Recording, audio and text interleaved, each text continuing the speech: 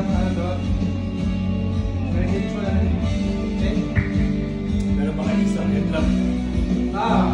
Meron din sa Misaga. Pumunta ako eh, wala na. Nagsabahan ko doon eh. So, ito lang ginawa mo, ginawa mo sisi. Ginawa ko CCTV eh. Tapos, yung next day, pumunta ako, pero late na ako napunta. Wala na. Kaya ka na-timingan ko. Alam nila, usually Pilipino bumili. Tapos nung binili ko pa, nung binibigay na sa akin, meron Pilipino.